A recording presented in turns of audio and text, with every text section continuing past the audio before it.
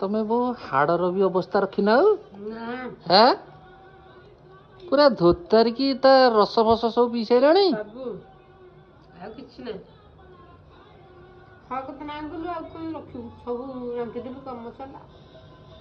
ତାହେଲେ ଆଉ ଟିକେ ଆଣିଥିଲେ ହେଇଥାନ୍ତା ନା ନା ହୁଁ ଟିକେ କମିଗଲା ବୋଧେ ହଁ ଠିକ ହେଲା ଆରେ ବେଶୀ ଖାଲି ଆଉ ଯୋଉ ଦୟନୀୟ ଅବସ୍ଥାରେ ହାଡ଼କୁ ଚୋବେଇଛ ଦେଖିଲେ ଲାଗୁଛି ଯେ ନାଇଁ କମିଗଲା ଆଉ ଅଧ କିଲୋ ଖଣ୍ଡେ ଲାଗିଥାନ୍ତା ଅଧ କିଲୋ ଲୋ ବୋପାଲୁ ରହିଛୁ ଖାଉଛୁ ବାପା ତାଙ୍କର ଉଠିକି ପଳେଇଲେଣି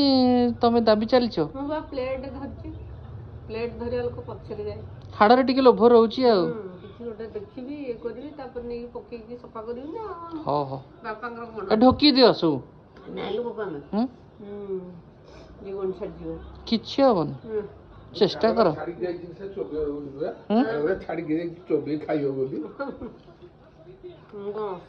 କେତେ ବଡ଼ ଜିନିଷ ତମ ପାଇଁ ରଖିଛନ୍ତି ମାଂସ ବାହାରିବ ଶସ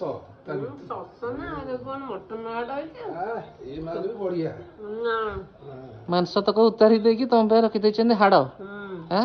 ତମେ କଣ ବୁଲା କୁକୁର ସେୟା କହୁନ